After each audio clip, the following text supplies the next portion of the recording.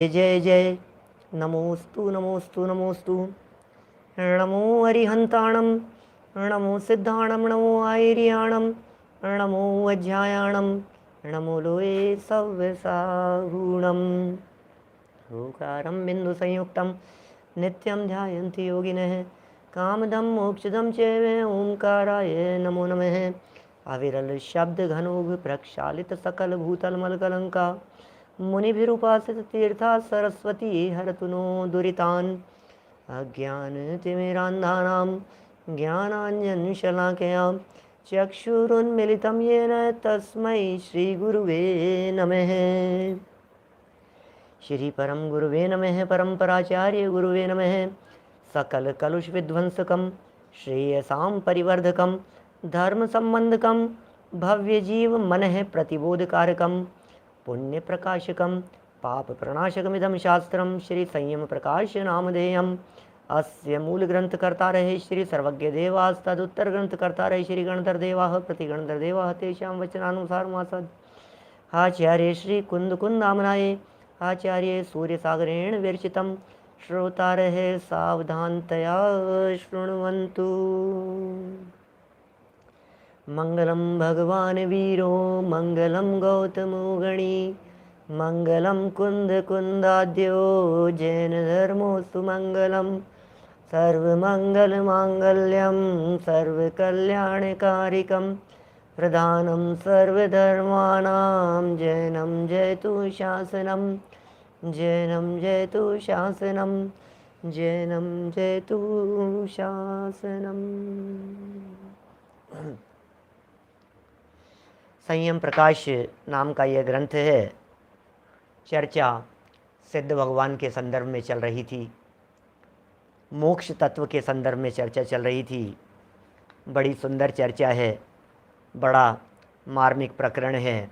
और कल ये कह दिया था, जिनका संसार रूपी बीज जल गया हो, संसार रूपी बीज जिनका नष्ट हो गया हो, कौन है वे?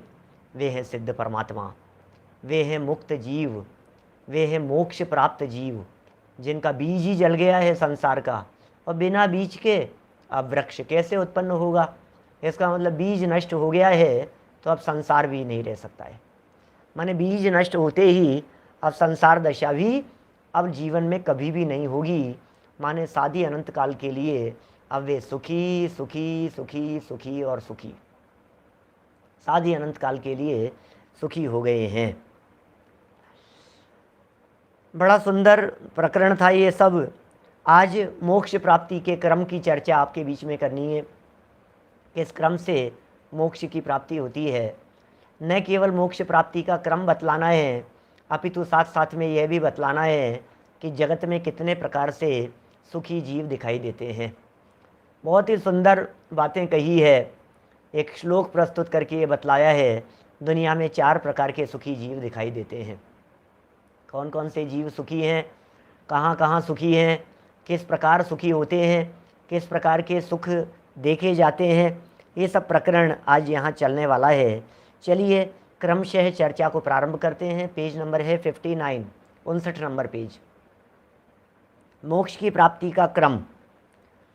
मोक्षार्थी जीव आत्म ध्यान के बल से 12वें गुणस्थान में मोहनीय कर्म का क्षय करके, क्या माने ये जो क्रम बतला रहे हैं, सीधी चर्चा 12वें गुणस्थान से चालू की है।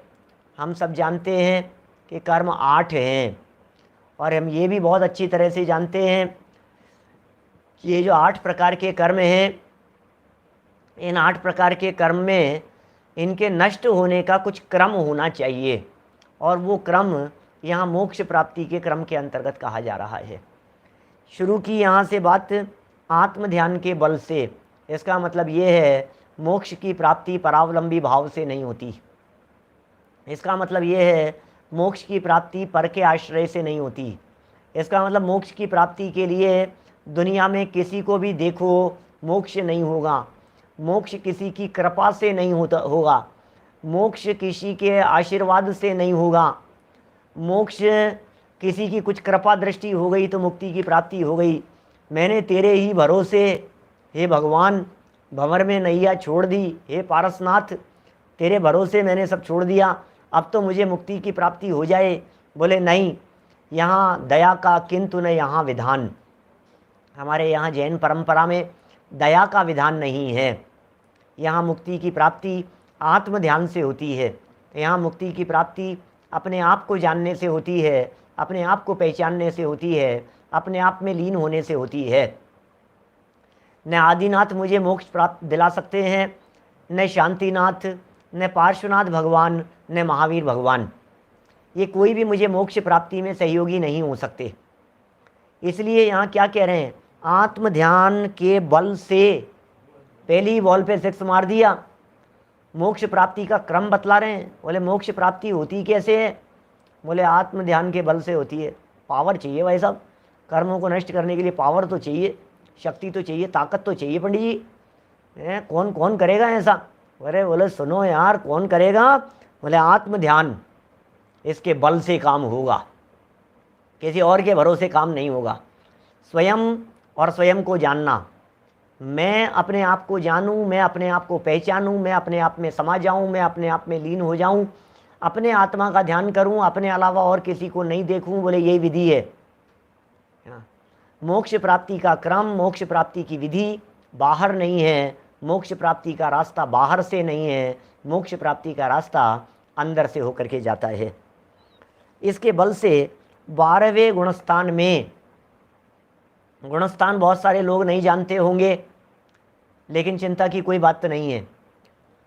यदि विस्तार से जानना चाहें तो YouTube पर प्लेलिस्ट में तलाशेंगे तो हमारे गुणस्थानों के ऊपर भी सारे प्रवचन मिलेंगे। नहीं जानना चाहते हैं मत जानिए, जैसे जैसे प्रकरण चलता जा रहा है वैसे वैसे धीरे धीरे जो बातें आती जाती है, बस उनको थोड़ा थोड़ा सा याद रखते जाएं, आपके गुणस्थान भी क्लियर होते चले जाएंगे। नरेश जी लवाड़िया साहब, ज़रूरत नहीं है गुणस्थान की क्लास अटेंड करने की, करें तो बहुत अच्छी बात है, गहराई से जानें उन विषयों को तो अच्छी बात है, नहीं जाने तो इतना तो जान लिया ना, 12वें गुणस्थान में मोह कर्म का क्षय, इतना जान लिया। अब इसको सेट कर लो दिमाग में, 12वें गुणस्थान में मोह कर्म का क्षय होता है। अंतर मुहूर्त तक क्षीण कषाय का धारक होता है। 12वें गुणस्थान में नाम है उसका क्षीण कषाय, अंतर मुहूर्त तक उसका धारक होता है। अंतर मुहूर्त तक कषाय की क्षीण रूप दशा रहेगी 12वें गुणस्थान में। फिर क्या होगा आफ्टर दैट? बोले ज्ञानावरण, दर्शनावरण और अंतराय, इन तीनों द्रव्य कर्मों का नाश करके केवल ज्ञान प्राप्त करता है। केवल ज्ञान प्राप्त कर लेगा क्या? तत्वार्थ सूत्र 10वें अध्याय का पहला सूत्र है, मोह क्षयात ज्ञान दर्शना वर्णांतराय क्षयाच्च केवलम। क्या? कोई बात नहीं, विषय वस्तु तो सब है ना। मोह क्षयात, मोह का क्षय होने पर, मोह का क्षय होने के बाद, ये तो हो गया था 10वें गुणस्थान के अंत तक मोह का सद्भाव रहता है। क्या? 10वें गुणस्थान के अंत तक मोहनीय का सद्भाव रहता है। और उसके बाद बोले 12वां गुणस्थान, जैसे ही 10वें का अंत हुआ मोह का उदय है, 10वें के अंत में ही चला गया। इसका मतलब जब 12वां गुणस्थान उत्पन्न होगा तो 12वें गुण, 10वें के बाद सीधा 12वां गुणस्थान, 11वां नहीं। 11वां गिरने वालों के आता है, यहाँ गिरने वालों की बात नहीं है। तो 10वें से सीधा 12वां गुणस्थान जैसे ही आया, अब मोह नहीं है, वहां मोहनीय नहीं है। अंतर मुहूर्त तक 12वां गुणस्थान रहेगा, वहां मोह नहीं है। फिर उसके बाद बोले 3 कर्म एक साथ नष्ट होते हैं, ज्ञानावरण, दर्शनावरण और अंतराय, ये तीनों कर्म एक साथ नष्ट हो जाते हैं 12वें गुणस्थान, 13वें गुणस्थान में के पहले समय में। इन 3 द्रव्य कर्मों का नाश करके केवल ज्ञान प्राप्त करता है। केवल ज्ञान हो गया, अरहंत बन गए। बोले फिर आयु आदि शेष 4 कर्मों का नाश नहीं हो। फिर आयु आदि शेष 4 कर्मों का नाश नहीं हो, तब तक शरीर में ही निवास करता है। ओहो, भगवान बन जाने के बाद अरहंत बन जाने के बाद भी क्या, जब 4 घातीय कर्म नष्ट हो गए हैं, 10वें गुणस्थान के अंत में पूरी तरह से मोहनी कर्म का उदय क्षीण क्षीण मंद मंद होता हुआ खत्म हो गया। अब 10वें से ऊपर बढ़ते ही मोह रंच मात्र भी नहीं है। क्या, मोह रंच मात्र भी नहीं है ऊपर के गुणस्थान में। 11वें में 12वें में रंच मात्र भी मोह का सद्भाव नहीं है। अंतर्मूर्त तो मोह का अभाव रहा, वे पूर्ण सुखी भी हो गए। और उसके तुरंत बाद में, ओहो, उसके तुरंत बाद में ज्ञानावरण, दर्शनावरण और अंतराय 3 कर्म भी नष्ट हो गए। अरहंत दशा हो गई। अब अरहंत दशा में शरीर के साथ में बहुत लंबे काल तक भी बने रह सकते हैं। क्या, अब कितने समय तक बने रहेंगे? बोले बहुत लंबे काल तक बने रह सकते हैं। कहाँ तक बने रहेंगे? बोले जितनी आयु है, जब तक आयु बची हुई है ना, तब तक शरीर के अंदर बने हुए हैं, तब तक शरीर में ही निवास करता है। जब यह 4 कर्म भी, बचे हुए 4 कर्म भी नष्ट हो जाते हैं, बचे हुए 4 कर्म भी नष्ट हो जाते हैं, तब असिद्धत्व के नाश होने से यह आत्मा सिद्ध बन जाता है। बड़ा गजब का स्वरूप है। असिद्धत्व का नाश हो गया, माने एक कर्म है इस तरह का। कर्म क्या कहें, 148 में नाम तो नहीं है, लेकिन एक औदैहिक भाव है। क्या, माने औदैहिक भाव के 21 भेद बतलाए हैं। तत्पर सूत्र के दूसरे अध्याय में भी बतलाए हैं औदैहिक भाव के 21 भेद। उन औदैहिक भाव के 21 भेदों में एक का नाम है असिद्धत्व। क्या, औदैहिक भाव के एक का नाम क्या है? असिद्धत्व है नाम उसका। असिद्धत्व क्या होता है ये? बोले सिद्ध दशा की प्राप्ति नहीं हुई, इसको ही असिद्धत्व कहते हैं। जब तक सिद्ध दशा की प्राप्ति नहीं होती तब तक, क्या, सिद्ध दशा की जब तक प्राप्ति नहीं होती तब तक असिद्धत्व है। क्या, अ माने नहीं, सिद्धत्व माने सिद्ध दशा। सिद्ध दशा जब तक नहीं हुई तब तक असिद्धत्व, ये औदैहिक भाव है। कई बार कई लोग समाज में पूछते हैं कि साहब ये असिद्धत्व कौन सा कर्म है? बोले ये कर्म सामान्य है, ये कर्म प्रकृति नहीं है। असिद्धत्व नाम की कोई कर्म प्रकृति नहीं है, ये कर्म सामान्य का नाम असिद्धत्व है। नहीं, असिद्धत्व जो है किसी कर्म प्रकृति का नाम नहीं है, कर्म सामान्य है। तो बोले जब तक कर्म का उदय रहेगा तब तक सिद्ध दशा नहीं होगी, और जब कर्म का अभाव हो गया तब सिद्ध दशा हो जाएगी। तो जब तक सिद्ध दशा नहीं हो तब तक क्या करेंगे? बोले केवल ज्ञान के साथ में विराजमान रहेंगे असिद्धत्व दशा में। भगवान महावीर स्वामी का केवल ज्ञान दिवस है ना, क्या बड़ी गजब की चर्चाएं। 10वीं का दिन है ना आज, ज्ञान कल्याणक का दिन। आज के दिन अभी बैठे बैठे सुबह दिन में भगवान महावीर स्वामी ने क्या किया? बैठे बैठे मोहनी कर्म का नाश किया, और मोहनी कर्म का नाश करके अंतर्मूर्त 12वें गुणस्थान में रहे महावीर भगवान आज के दिन। और फिर 13वें गुणस्थान में आए और 3 कषाय चौकड़ी का 3 कर्मों का, ज्ञानावरण, दर्शनावरण और अंतराय, इन 3 का नाश करके केवल ज्ञान हो गया। केवल ज्ञानी हो गए वे। अब कह रहे हैं असिद्धत्व का नाश होने पर सिद्ध बन जाते हैं। फिर जब तक शरीर रहेगा तब तक ठीक है, अब शरीर भी छूट गया, अब सिद्ध दशा की प्राप्ति हुई। बोले वहाँ क्या होता है? वहाँ ये 8 गुणों से विभूषित रहता है। कहवत के हैं 8, तो सच में तो अनंत गुण प्रकट हो गए हैं सिद्ध भगवान के। अभी करेंगे चर्चा, सिद्ध भगवान के आनंद की चर्चा भी करेंगे, उसकी सुख की चर्चा भी करेंगे। क्या वहाँ यह 8 गुणों से विभूषित रहता है। ये 8 गुण 8 कर्मों के नष्ट होने से होते हैं। सिद्ध भगवान के 8 गुण, ओहो, भी गुण मुझ में भी मौजूद हैं। अरे भैया, अपने स्वरूप को जानकर पहचान कर ये गुण मुझ में भी प्रकट होने वाले हैं। क्या वीरेंद्र बढ़िया थे जी, बोलो। ये गुण मुझ में भी प्रकट होने वाले हैं। कौन से गुण? जो सिद्ध भगवान के पास में है। क्या बोलो गदिया जी, ये जो जिन गुणों की चर्चा चल रही है, ये गुण किसी और में नहीं है, ये गुण मुझ में भी मौजूद हैं और प्रकट होने वाले हैं, और प्रक्रिया चल रही है, और अल्प काल में ये सारे गुण मुझ में भी प्रकट हो जाएंगे, क्योंकि जितने सिद्ध होते हैं उन सब के ये सारे गुण प्रकट होते हैं। जरा देखें फटाफट एक एक गुण के संदर्भ में। ज्ञानावरण के नष्ट होने से केवल ज्ञान, ज्ञानावरणी नष्ट हो गया, केवल ज्ञान प्रकट हो गया। दर्शनावरणी के नष्ट होने से केवल दर्शन, दर्शनावरणी कर्म चला गया और केवल दर्शन प्रकट हो गया। वेदनीय के नष्ट होने से अव्यावाद सुख, ये वेदनीय कर्म चला गया तो अव्यावाद नाम का सुख। एक एक कर्म के अभाव में एक एक गुण की चर्चा कर रहे हैं। मोहनी के विनाश होने से परम सम्यक्त्व, क्या परम सम्यक्त्व, क्षायिक सम्यक्त्व, किसके अभाव में? मोहनी कर्म के विनाश होने पर।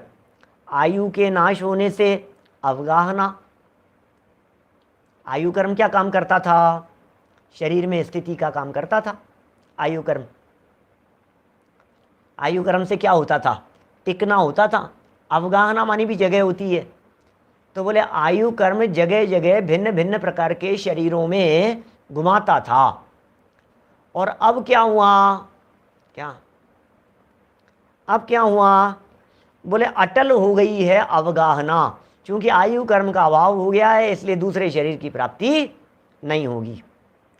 नाम कर्म के विनाश से सूक्ष्मत्व, क्या नाम कर्म के अभाव से सूक्ष्मत्व, इसे अमूर्तत्व भी कहते हैं सूक्ष्मत्व को। नाम कर्म से शरीर संरचना होती है, नाम कर्म के उदय से शरीर की संरचना होती है, उदय से उसके उदय में उसके निमित्त से मिलती है। अब नाम कर्म नहीं रहा तो शरीर संरचना नहीं रही। जब शरीर था तो पकड़ में आता था, जब शरीर था तो स्थूल था, जब शरीर था तो पकड़ लिया जाता था, जब शरीर था तो टच हो जाता था। अब शरीर नहीं रहा तो बोले सूक्ष्म हो गया, अदृश्य हो गया, अमूर्तिक हो गया, इसलिए इसका नाम है सूक्ष्मत्व। नाम कर्म के अभाव में गोत्र के नष्ट हो जाने से अगुरु लघुत्व, गोत्र कर्म उच्च नीच कुल की बात करता था, अब ये अगुरु लघु अवस्था हो गई। और अंतराय कर्म के नाश से होने से अनंत बल पैदा होता है। क्या अंतराय कर्म के अभाव में अनंत बल पैदा होता है।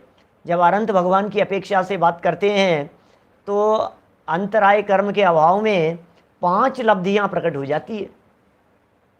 क्षायिक, दान, लाभ, भोग, उपभोग, वीर्य, ऐसा 5 9 लब्धियां कहते हैं अनंत भगवान के। तो फिर ये अंतराय के अभाव में 5 कह देते हैं। 13वां गुणस्थान भी अनंतों का है और 14वां गुणस्थान भी अनंतों का है। क्या 13वां गुणस्थान और 14वां गुणस्थान, ये दोनों ही गुणस्थान अरहंत भगवान के हैं, है ना। देखिए अब कह रहे हैं अब क्या होगा? 8 कर्म बतला दिए, 8 कर्मों का अभाव बतला दिया, 8 कर्मों के अभाव में प्रकट होने वाले गुण बतला दिए। ठीक, जिन लोगों के लिए नई बातें हैं वे नोट कर सकते हैं, याद कर सकते हैं।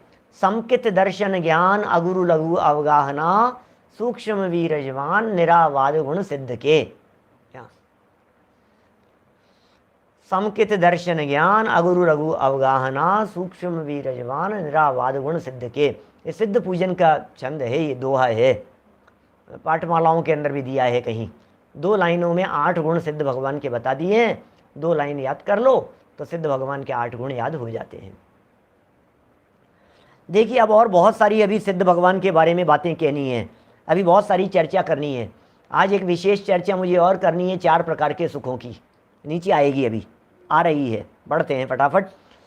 सिद्ध अनंत अंतिम शरीर से किंचित न्यून आकार वाले आत्म प्रदेशों के धारक हैं सिद्ध भगवान। अंतिम शरीर, लास्ट बॉडी की पोजीशन, बॉडी की लास्ट पोजीशन जो भी थी, और उसमें अंदर है आत्मा। तो शरीर के अंदर है तो शरीर से बड़ा तो नहीं होगा, शरीर से छोटा ही होगा। शरीर जितना बड़ा है, मान लीजिए किसी डब्बे में कोई चीज़ रखी हुई है तो डब्बे से किंचित न्यून तो होगी, कुछ तो कम होगी। डब्बे से बड़ी साइज की चीज उसमें कैसे आ सकती है, छोटी ही होगी। तो इसी तरह से सिद्ध भगवान किंचित न्यून माने किंचित माने कुछ, न्यून माने कम, तो किंचित न्यून आकार प्रदेशों के धारक हैं। किंचित न्यून की बहुत तरह से व्याख्याएं आती है, कहीं तीसरे भाग कहा है, कहीं और किंचित न्यून में थोड़ा सा कम लिया है। ये नाक के छेद दिखाई दे रहे हैं, कान दिखाई दे रहा है, बाल हैं, नाखून है, मुंह में छेद है, हवा है, क्या ठीक है ना। तो मतलब ये अंदर जाओ ऐसे, तो बहुत पोल है, अंदर अंदर डाल देते हैं। ये नेति धोती इस तरह की क्रियाएं करते हैं, नाक में से डालते हैं, गुदा से निकालते हैं, ऐसे पानी डालते हैं कुछ तार डाल देते हैं, निकाल लेते हैं, तो टच नहीं कर रहा है वो अंदर कहीं भी। तो जिस जगह पर आत्म प्रदेश नहीं है वहाँ सुख दुख का वेदन भी नहीं होता है हमारे को। जैसे बाल कटते हैं तो बाल के कटने पे दुख का वेदन नहीं होता है ना, नाखून काटे जा रहे हैं तो दुख का वेदन नहीं होता है ना नाखून के काटने पर। क्यों नहीं होता है, क्योंकि आत्म प्रदेश नहीं है। और हल्का सा नाखून थोड़ा ज़्यादा कट जाए, ये क्या हुआ, ये क्या हुआ, नाखून थोड़ा सा ज़्यादा कट जाए, इसका मतलब जिस जगह तक नख में आत्म प्रदेश नहीं थे, आत्मा नहीं था, वहाँ तक कटने पर कष्ट भी नहीं था। और जैसे ही थोड़ा सा वो आ गया, खाल आ गई, चमड़ी आ गई, पिन चुभ गया, तो दर्द होता है। ये नाखून के ऊपर पिन लगाओ तो दर्द नहीं होता, और यहाँ लगाओ तो दर्द होता है। इसका मतलब क्या है कि जहाँ आत्मा के प्रदेश हैं वहाँ दर्द होता है। क्या शरीर का वेदन आत्मा को नहीं होता, आत्मा ही वेदन करने वाला है। शरीर के प्रति तन्मयता है, इसलिए शरीर की परिस्थितियाँ सुख दुख में निमित्त बनती हुई दिखाई देती हैं। शरीर दुखी करने में समर्थ नहीं है, शरीर दुखी करता भी नहीं है, और शरीर के दुख को आत्मा भोगे ऐसा भी नियम नहीं है। तन के प्रति तन्मयता ही एकमात्र दुख का कारण है। जिनकी तन के प्रति तन्मयता नहीं होती, जिन जीवों का देह के प्रति नेह नहीं होता, देह के प्रति नेह नहीं होता, उन जीवों को देह की परिस्थिति दुखी करने में समर्थ भी नहीं होती। देखिए आगे क्या कह रहे हैं, परंतु नाम कर्म के अभाव से सूक्ष्मत्व गुण को जो प्राप्त हो गई है, उसके कारण उनके आत्म प्रदेशों में संकोच विस्तार नहीं होता। अब संकोच विस्तार नहीं होगा उनके आत्म प्रदेशों में। जैसे आत्म प्रदेश थे उसी प्रकार के आत्म प्रदेश रहेंगे, संकोच विस्तार नहीं होता है ना। अब अटल हो गए हैं वे, उनमें कंपन नहीं होगा, आत्म प्रदेशों में परिस्पंदन भी नहीं होगा, हलन डुलन भी नहीं होगा, हिलना डुलना चलना भी नहीं होगा। ठीक है ना। दिन में कोई किसी का प्रश्न आया था इस तरह का कि क्या चर्चा कही थी मैंने, कोई एक आध आजकल में कोई चर्चा आई थी ऐसी, जिसमें मैंने ये कहा था आत्मा जो है, आत्मा के प्रदेशों को लेकर के कोई बात थी, और प्रश्न तो इस तरह का था कि आत्मा टुकड़े नहीं होते हैं क्या आत्मा के, आत्मा घूमता रहता है 8 प्रदेशों को छोड़ करके, तो फिर अखंड कैसे रहेगा। आत्मा के 8 प्रदेश नहीं घूमते हैं और बाकी के सारे प्रदेश घूमते हैं, तो अखंड कैसे रहेगा आत्मा। भाई साहब बहुत बड़ी गलतफहमी में है, वे 8 प्रदेश भी घूमते हैं। चर्चा आई थी ना इस तरह की, हर्षवर्धन जी साहब। आत्मा मतलब अभी देखो मैं आपको बतलाता हूँ, एक सेकंड। चक्षु इंद्रिय से देख रहे हैं, थोड़े समझने का प्रकरण है, अब जितना चलेगा उतना चलेगा, 2-4 मिनट धैर्य रखना। आंख से देख रहे हैं, तो आंख देख रही है कि आत्मा देख रहा है क्या, बोलो। आंख देख रही है कि आत्मा देख रहा है, देख रहा है आत्मा पक्का है ना, क्योंकि आंख के सामने रखी हुई चीज भी दिखती नहीं है, अनेक बार ऐसा होता है, और जो सामने नहीं है वो भी दिख जाता है क्या, जो सामने नहीं है वो भी दिख जाता है। सामने है पर नजर आती नहीं, और सामने नहीं है और फिर भी नज़र आ जाती है कोई भी वस्तु, कोई भी पदार्थ।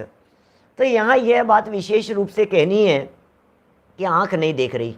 अब प्रश्न ये है कि इन आँखों के प्रतिनियत आत्मा के प्रदेश हैं, जस्ट यहाँ पीछे वो आत्मा के प्रदेश वो देख रहे हैं। तो चक्षु इंद्रिय संबंधी जो क्षयोपशम है, वो क्षयोपशम, चक्षु इंद्रिय संबंधी क्षयोपशम, वो यहाँ के आत्म प्रदेशों में है कि पूरे आत्मा में है? क्षयोपशम किसी आत्मा के अंश में थोड़ी ना होगा, क्षयोपशम तो पूरे में होगा। तो कहते हैं जो प्रदेश आत्मा के अभी पैरों में है वो घूम करके ऐसे ऊपर आ जाते हैं, ऐसे घूम रहा है आत्मा, हर समय घूम रहा है। जिस तरह से हमारी बॉडी में ब्लड सर्कुलेशन हो रहा है, ब्लड सर्कुलेशन हो रहा है ना, खून दौड़ रहा है प्रति समय नसों में से, यहाँ से वहाँ, वहाँ से वहाँ, घूम रहा है खून। तो खून जब घूम रहा है उसी तरह से आत्मा भी इस शरीर में घूम रहा है, घूम रहा है। अब प्रश्न यह है कि आत्मा घूमता है तो सेंटर के कुछ 8 प्रदेश हैं, वो घूमते हैं या नहीं घूमते, ऐसी जिज्ञासा होती है अनेक लोगों को। मैं बहुत ज़्यादा विस्तार नहीं करूँगा इनके संदर्भ में। मयामी स्पेशल वाले प्रवचनों के अंदर आप सुने तो आधे पौन घंटे की कोई व्याख्या मिल जाएगी आपको आत्म प्रदेशों के बारे में। फोल्डर है मयामी स्पेशल वाला, उसमें चर्चा है। फिर भी इतना कहना चाहता हूँ कि पूरा आत्मा घूम रहा है और 8 प्रदेश नहीं घूम रहे हैं, ऐसा नहीं है, ऐसा नहीं है। वो 8 भी अपनी जगह पर घूम रहे हैं। क्या वो 8 अपनी जगह पर घूम रहे हैं? जो अपनी जगह पर घूम रहे हैं उसको नहीं घूमना कहा जाता है। मैं हमेशा इसके लिए फैन का एग्जाम्पल देता हूँ। हमारे बहुत सारे साधर्मियों ने सुना है, पंखे की पंखुड़ियाँ घूम रही हैं और बीच वाला जो पार्ट है उसका वो घूम रहा है कि नहीं घूम रहा है? नहीं घूम रहा है, वो जहाँ है वहीं है। और बाकी पंखुड़ियाँ इधर थी अभी, अब इधर हो गई, इधर थी इधर हो गई, इधर थी इधर हो गई, इधर थी इधर हो गई, सब घूम रही है ना। और बीच वाला हिस्सा, बीच वाला हिस्सा, उल्लास भाई क्या कहेंगे? नहीं घूम रहा है। यदि बीच वाले हिस्से को घूमता हुआ नहीं मानेंगे क्या, तो फिर क्या होगा? ये पंखुड़ियाँ टच नहीं रहेगी, उसके टूट जाएंगी, अलग हो जाएंगी, वो पार्ट अलग मानने का प्रसंग आएगा। इतनी बड़ी समस्या खड़ी होगी, जुड़ा हुआ नहीं होगा फिर वो। यदि जुड़ा है तो ये भी घूम रहा है लेकिन अपनी धुरी पर घूम रहा है, ऐसी बात समझनी चाहिए। चलिए यहाँ क्या कह रहे हैं? संकोच विस्तार के कारण आत्म प्रदेशों का हलन चलन नहीं होता अब सिद्ध बन जाने के बाद में। क्या भावार्थ यह है कि जैसे दीपक के प्रकाश का संकोच विस्तार किसी मकान आदि बाह्य निमित्त के मिलने से होता है, उसी प्रकार आत्मा के साथ जो नाम कर्म लगा हुआ था उसके कारण आत्मा में संकोच विस्तार होता था। पहले भी समझाया है, 8-10 दिन पहले भी ये प्रकरण। जिस शरीर में गया उस शरीर के आकार प्रकार वाला हो गया, जिस शरीर में गया उस शरीर जैसी साइज हो गई। मोटा हो गया कोई व्यक्ति तो आत्मा के प्रदेश भी फैल गए, दुबला पतला हो गया, ऐसा कमज़ोर हो गया तो आत्मा भी कमज़ोर हो गया। मतलब आत्मा कमज़ोर माने सिकुड़ गया, वो संकोच रूप अवस्था हो गई। तो ये कह रहे हैं यहाँ अब नामकर्म ही नहीं रहा, शरीर ही नहीं रहा, अवलंबन ही नहीं रहा, तो जो अवगाहना थी वो अटल हो गई जैसी थी। अब उस नाम कर्म का अभाव हो गया है, अतः सिद्धत्व को प्राप्त होने वाले जीव जिस आकार से स्थित होते हैं उस आकार में अनंत काल तक स्थिर रहते हैं। माने अब उनका आकार नहीं बदलेगा, अब उनकी स्थिति नहीं बदलेगी, अब वे जैसे हैं वैसे के वैसे ही अनंत काल तक बने रहेंगे। सिद्ध का मतलब ये है अब सिद्ध हो गया। सिद्ध कहते ही जिसे उसे हैं जिन्हें कुछ करना बाकी हो, वे सिद्ध कैसे हो सकते हैं? सोचो जरा, हैं? सिद्ध कैसे होंगे? इसका मतलब कुछ सिद्ध, मतलब कुछ सिद्ध कर रहे हैं, अब नहीं है भैया, सिद्ध हो गए हैं, सर्व काम सिद्ध हो गए हैं। अब सिद्ध क्या है? अब क्या सिद्ध करना बाकी है? कुछ नहीं, सिद्ध हो गया, सर्व सिद्धि हो गई है। उनके लिए जिनागम में कृत्य शब्द का प्रयोग किया है। क्या कृत्य? क्या कृत माने कर लिया, कृत्य माने करने योग्य, कृत कृत्य माने करने योग्य काम जिन्होंने कर लिया है। हाथ पे हाथ धरे से करना कुछ न रहा जैसे। क्या, ये तो अनंत भगवान के लिए, अनंत भगवान की प्रतिमा के लिए कुछ करना नहीं है, लेकिन कृतकृत्य हो गए हैं, अपने में लीन हो गए हैं। देखिए क्या कह रहे हैं आगे। साता वेदनी कर्म के उदय से संसार में इंद्रिय जनित सुख की प्राप्ति होती थी, परंतु वह सुख अविनाशी न होने के कारण बाधा सहित था। संसार का दुख, क्या संसार का जो सुख है वो कैसा था? बाधा सहित था। साता वेदनी कर्म के उदय से था, लेकिन अनेक प्रकार की बाधा थी। आप देखिए जरा, इंद्रिय सुख के संदर्भ में प्रवचन सार की मूल गाथा है, सपरम बाधा संयम विच्छिन्नम बंध कारणम विषमम जम इंद्रिय ही लद्धम तम सौखम दुखमेव दहा। ये इंद्रिय जन्य सुख तो ऐसा ही है, सपरम बाधा संयम, पराधीन है, बाधा सहित है, विच्छिन्न है, बंध का कारण है, विषम है। कैसे कैसे शब्द देकर के कुंद कुंदाचार्य देव ने कहा है, अरे कितने भी खीर मक्खन बड़े खाओ आप, मालपुए खाओ आप, रसमलाई खाओ आप, क्या जो भी आपको खाना हो, लेकिन वो बाधा सहित है भाई साहब। दाढ़ में दर्द हो रहा है, पेट में दर्द हो रहा है, बिजनेस की टेंशन है, दुनियादारी का जंजाल है, उन सब में वो आनंद नहीं आता है। डॉक्टर ने मना कर रखा है, तबीयत ठीक नहीं है, घर में किसी की तबीयत खराब है, हॉस्पिटल के चक्कर लग रहे हैं, अब वो आनंद कहाँ चला गया? बोले अनेक प्रकार की बाधाएं हैं उसमें, अनेक प्रकार की परेशानियां हैं। वो अविनाशी नहीं होने के कारण बाधा सहित है। इसलिए वेदनीय कर्म का नाश हो जाने से, वेदनीय कर्म का नाश हो जाने से तत्वार्थ सार में कहते हैं, 45 नंबर का श्लोक है, संसार विषयातीतम सिद्धानाम अव्ययम सुखम अव्याबाधमिति प्रोक्तम परमं परमर्षिभिः। क्या कह रहे हैं? इस कथन के अनुसार सिद्ध सांसारिक विषयों से रहित अतीन्द्रिय सुख को प्राप्त होते हैं। वाह वाह, क्या बात कह रहे हैं। इस कथन के अनुसार सिद्ध कैसे हैं? सांसारिक विषयों से रहित और अतीन्द्रिय सुख हो उसको प्राप्त होते हैं।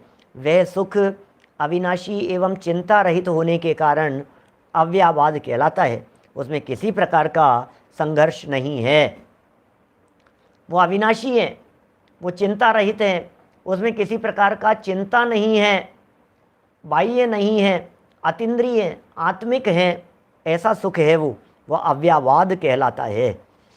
इसमें किसी प्रकार का संघर्ष नहीं है। शंका, शरीर रहित मुक्त जीव के सुख कैसे होता है? इस प्रश्न का समाधान ये है। बड़े गजब की बात कह रहे हैं। अरे यार, बहुत सारे लोग पूछते हैं सिद्ध भगवान सुख, सिद्धों के सुख कैसे हो सकता है भैया? सिद्धों के तो शरीर ही नहीं है। अरे आपको जान करके आश्चर्य होगा, 1992 की घटना बतलाता हूँ। मैं छेड़ाला पढ़ाता था, क्लास चलती थी हमारे सामने, बहुत सारे बुजुर्ग अम्मा जी महिलाएं बैठती थी, और जैसे ही अशरीरी सिद्ध भगवान की चर्चा आई तीसरी ढाल में, जब प्रकरण आया इस तरह का, तो कैसे कैसे हो सकता है? अरे इतना ही नहीं, उससे पहले जब देवगति की चर्चा मैं कर रहा था तो सामने से एक, अच्छा देवगति के जीवों के बाल बच्चे नहीं होते? क्या बात कर रहे हो? फिर कैसा सुख होता होगा उनको, बच्चों के बिना कैसा सुख? अब सोचो आप जरा, माने लोग जो हैं क्या सोचते हैं, माने उनको ऐसा लगता है शरीर के बिना सुख नहीं होगा, बाल बच्चों के बिना सुख नहीं होगा, परिवार के बिना सुख नहीं होगा। ऐसा तक सामने प्रश्न किया। मैं 1992 की घटना बतला रहा हूँ आपको। ऐसा प्रश्न किया मेरे सामने कि ऐसा कैसे होगा, मोक्ष के अंदर भी सुख, मोक्ष में भी आत्मा होता है क्या? मोक्ष में तो कुछ नहीं होता है, मोक्ष में तो सब खत्म हो जाता है क्या? मुझे बैठी हुई वो अम्मा दिख रही हैं, वो प्रश्न दिख रहा है क्या? माने मोक्ष में आत्मा, मोक्ष तो खत्म हो जाता है ना, मोक्ष माने तो कुछ भी नहीं रहता है ना। अरे भाई, मोक्ष में किसने कहा कुछ नहीं रहता है? सब कुछ रहता है मोक्ष में। मोक्ष में पूरा का पूरा आत्मा रहता है। हमें ऐसा मोक्ष नहीं चाहिए जिस मोक्ष में मेरा ही अभाव हो जाए। बोलो, डॉक्टर के जाएं और डॉक्टर से जाकर के कहें कि डॉक्टर साहब बहुत तकलीफ है, बहुत तकलीफ है। बोले चिंता मत करो, या तुम जिस मरीज को लेकर के आए हो 3 दिन के अंदर अंदर न मर्ज रहेगा ना मरीज रहेगा, ऐसा इलाज करूँगा, ऐसा उपचार करूँगा। तो आप माथा पकड़ लेते हो अपना, अरे डॉक्टर साहब क्या कह रहे हो आपने, मर्ज रहेगा ना मरीज रहेगा, भाई साहब हमें बीमारी का उपचार कराना है, आप कैसी बात कर रहे हो। बोले नहीं नहीं मैं सही कह रहा हूँ। अरे जब मर्ज ही नहीं रहेगा तो फिर जिसे आप लेकर के जाएंगे वो मरीज थोड़े ना होगा। क्या आप क्या सोचने लग गए, मैं जो बात कह रहा हूं उसको आपने गलत समझ लिया। भाई साहब नाराज होने की जरूरत नहीं है, मर्ज और मरीज दोनों नहीं रहेंगे। क्या, क्योंकि मर्ज निकल जाने के बाद में मरीज नहीं रहता है। अब देखो सिद्ध दशा चाहिए हमारे को, अब मोक्ष हो जाएगा, सिद्ध बन जाएंगे, भगवान बन जाएंगे हम, और हम ही नहीं रहेंगे। अरे हम नहीं रहेंगे तो फिर क्या करेंगे उसका। भैया मोक्ष अवस्था में सब रहता है। देखो कुछ चर्चा कर रहे हैं उसके बारे में, देखो क्या कह रहे हैं। अरे बड़ा गजब का श्लोक दिया तत्वार्थ सार में, आचार्य देव क्या कह रहे हैं सुनो। लोके चतुर्षार्थेषु सुख शब्द प्रयुज्यते, विषये वेदना भावे विपाके मोक्ष एव च। क्या कह रहे हैं, लोक में इंद्रिय जनित विषयों के भोगने में क्या 4 प्रकार के सुख बतला रहे हैं। इंद्रिय जन्य विषयों के भोगने में, पीड़ा के अभाव में, पुण्य के उदय में और मोक्ष में, इस 4 अर्थों में सुख शब्द का प्रयोग किया जाता है। सुख शब्द का प्रयोग 4 जगह पर किया जाता है। 4 प्रकार के सुख, दुनिया में 4 प्रकार से सुख की व्याख्याएं होती है। हम नहीं कह रहे हैं, अमृत चंद्राचार्य कह रहे हैं तत्वार्थ सार में। क्या लिख रहे हैं अमृत चंद्राचार्य, क्या लिख रहे हैं तत्वार्थ सार हैं, अध्याय 8 की चर्चा है वहाँ। और क्या लिख रहे हैं, बोले पहला इंद्रियों के विषयों में पहले प्रकार का सुख, वो सुख अलग है 4-5 प्रकार के। पहला सुख निरोगी काया, दूजा सुख हो घर में माया, तीजा सुख सुलक्षणा नारी, और चौथा सुख पुत्र आज्ञाकारी। वे अलग प्रकार के सुखों की चर्चाएं हैं, वो तो सारी विषय भोग वालों की चर्चाएं हैं। यहाँ तो 4 प्रकार के जो असली सुख हैं उनमें से 3 काल्पनिक दिखते हैं और चौथा जो है वो असली है, ये बता रहे हैं यहाँ। जैसे इंद्रियों के विषयों में, लगता है कि नहीं भाई साहब, इंद्रियों के विषयों में सुख है या नहीं है, बोलो। ये कह रहे हैं ग्रीष्म ऋतु में हवा को सुख जनित और शीत ऋतु में अग्नि को सुख देने वाली मानिए। गर्मी लग रही है तो क्या करें, ओहो ठंडे वृक्ष की छाया, ठंडे वृक्ष की हवा की मतलब वृक्ष की ठंडी हवा, तो आनंद लगता है कि नहीं हमारे को। पंखे की ठंडी हवा, एसी कूलर की ठंडी हवा, ओ मज़ा आ गया। राजा महाराजाओं के ज़माने में ऐसे वो जलाने वाले पंखे हुआ करते थे, देखे होंगे आप में से बहुत सारे लोगों ने, हमने देखे हैं, हमारे भी था। क्या ऐसा लगा हुआ और रस्सी पकड़ करके ऐसे खींचते थे, एक आदमी बैठा बैठा ऐसे झुलाता रहता था, तो बोले वो हवा देता था ऐसा हवादार। तो बोले मज़ा आता है कि नहीं, उसमें सुख लगता है कि नहीं। ये पहले प्रकार का सुख इंद्रियों के बारे में कह रहे हैं, इंद्रिय विषयों में। पॉइंट नंबर 2, दूसरे प्रकार का सुख देखिए, तथा वेदना के अभाव में, जैसे किसी को कोई रोग हो और वह रोग मिट जावे तब वह कहता है कि अब तो मैं सुखी हूँ। बोलो अब क्या कहें भाई साहब, बहुत तकलीफ थी, अब कैसे, अरे यार अब तो ठीक है, दर्द हो रहा है भाई साहब, दर्द हो रहा है, तकलीफ हो रही है भाई साहब, दर्द है बहुत, कि अब मैं बिल्कुल ठीक हूँ। ये क्या हुआ, ये सुख लगता है। सर दर्द कर रहा था यार, बहुत परेशान था, अब क्या हुआ, दुख मिट गया, तो कहते हाँ अब मैं सुखी हूँ। अरे भैया बस यार ये घुटने दर्द करते हैं, ये ठीक हो जाए तो मैं सुखी हो जाऊँ। बस ये कमर दर्द कर रही है, ये ठीक हो जाए तो मैं सुखी हो जाऊँ। सुख की चर्चा चल रही है। दूसरे प्रकार का सुख बतलाया। तीसरे प्रकार का सुख जगत में कहा जाता है पुण्य के विपाक से जो मनोवांछित इंद्रियजन्य विषयों की प्राप्ति होती है, उसे भी सुख कहा जाता है। मनोवांछित, क्या मनवांछित चाहे विषय भोग, ऐसी कुछ लाइन है पूजन की, दादा की लिखी हुई बहुत ऐसा सुख मानता है इनमें, जो मन में था वो मिल गया पुण्य के उदय से। पुण्य के उदय में भी सुख है, अरे इसमें भी सुखी हो जाता है, बच्चे कहना मान लेते हैं तो सुखी हो जाता है। अरे हमें क्या चाहिए इतना सा यार, हमने कहा तुम ये कर दो और उन्होंने कर दिया, और क्या है, हमने ऐसा कहा और वैसा मान लिया, सुखी हो जाता है सामने वाला व्यक्ति। ये सुख है, ये पुण्य के उदय वाला सुख है। पुण्य के उदय में सामने वाले हमारे अनुसार चलते हुए दिखाई देते हैं। ये तीसरे प्रकार की सुख की बात कह रहे हैं क्या। देखो ये पुण्य के उदय का सुख है, जिस सुख की आप बात कह रहे हैं। प्रवचन सुनते हैं तो बहुत सुख मिलता है, ये पुण्य के उदय वाला सुख है। ये वही सुख है, ये तीसरे नंबर वाला जिसकी चर्चा कर रहे हैं ये अपन, जिसके लिए कह रहे हैं मन वांछित, मन में इच्छा थी सुनने की और सुनने को मिल गया। मन में भावना थी प्रवचन सुनने की, मन में भावना थी ग्रंथ पढ़ने की।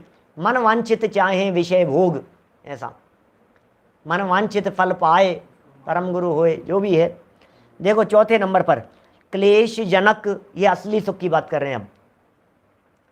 क्लेश जनक कर्मों के नाश से भी मोक्ष में अत्युत्तम सुख की प्राप्ति होती है। वो अत्युत्तम सुख है मोक्ष में। कितने ही तो निद्रा में जैसा सुख होता है वैसा सुख मोक्ष में मानते हैं। अब ये मोक्ष सुख की थोड़ी सी चर्चा कर रहे हैं, सुंदर प्रकरण है। मोक्ष सुख क्या होता है? मोक्ष सुख है, मोक्ष सुख किस प्रकार का होता है? कितने ही लोग तो ऐसे हैं जो कहते मोक्ष सुख कैसा है क्या, जो मजा आता नहीं क्या दुनिया भर में, वो मजा आता है सोने में क्या। हमारे अनुभव जी शास्त्री कानपुर वाले, जयपुर में हमारे साथ में थे, वितराग विज्ञान निकालते थे हम लोग। 2002 में जयपुर छोड़ के चले गए। वो सुनाते थे एक कविता, सोना ही तो सार है बाकी सब बेकार है, आजा प्यारी निंदिया तेरा इंतजार है। तो उन्हीं की लिखी हुई थी शायद। सोना ही तो सार है बाकी सब बेकार है, आजा प्यारी निंदिया तेरा इंतजार है। जितने हुए योगी जन करते थे वे नित्य शयन, क्या अभय भाई जानते होंगे क्या क्या लिखते हैं आगे, क्या बोलते हैं? जितने हुए योगी जन करते थे वे नित्य शयन, शयन बिन रहे नहीं भले निराहार है, आजा प्यारी निंदिया तेरा इंतजार है। समझ में आई क्या? शयन बिन रहे नहीं भले निराहार है, आहार के बिना रह लेंगे लेकिन सोने के बिना नहीं रहेंगे, सोएंगे जरूर भाई साहब। नींद तो इतनी कंपल, नींद में जो आनंद है, अरे भैया नींद में कोई विकल्प नहीं। अरे मस्ती से चद्दर ओढ़ करके सो रहा है, तान करके, बस चद्दर तान करके सो रहा है मस्ती से। उमाकांत जी साहब देखो क्या कह रहे हैं यहाँ। लोग मानते हैं ऐसा कि जैसा सुख सोने में है वैसा सुख कहाँ है? मोक्ष में है, वैसा सुख मोक्ष में मानते हैं। परंतु उनका यह मानना ठीक नहीं, उनका यह मानना ठीक नहीं, क्योंकि संसार में ऐसी कोई भी वस्तु नहीं है जिसकी मोक्ष के सुख के लिए उपमा दी जाए। ओहो भैया क्या बात कर रहे हो आप, क्या उपमा दोगे आप? मोक्ष के लिए किसकी उपमा दी जाएगी? है निरुपमेय है। संसार की कोई ऐसी वस्तु नहीं है जिसकी उपमा दी जा सकती हो मोक्ष के लिए। संसार में ऐसी कोई वस्तु नहीं है जिसकी तुलना की जा सकती हो मोक्ष सुख के लिए। कि साहब कुछ तो बताओ। अरे क्या बात बतलाएं आप, मोक्ष सुख की किसी तुलना की बात कर रहे हो। जगत में एक सुख की तुलना के लिए दूसरे सुख का एग्जाम्पल नहीं दिया जा सकता है। मैं यदि आपसे पूछता हूँ आम खाने में कैसा सुख आता है, बतलाओ आम का स्वाद कैसा है, आम का आनंद कैसा है? क्या एप्पल खाने जैसा या अनार खाने जैसा या अंगूर खाने जैसा? एक विषय की तुलना दूसरे विषय के आधार पर नहीं की जा सकती है। क्या एक विषय का कंपैरिजन दूसरे विषय के आधार पर नहीं हो सकता है। तो वो तो विषयातीत है सिद्ध भगवान का सुख, अतीन्द्रिय आनंद है सिद्ध भगवान का सुख। सिद्ध भगवान के सुख की तुलना जगत के किसी भी प्रकार के सुख से नहीं की जा सकती है। देखो अर्थात ये कहा जाए कि मोक्ष का सुख ऐसा है, क्या कोई उपमा नहीं दी जा सकती, इसका मतलब ऐसा नहीं कहा जा सकता।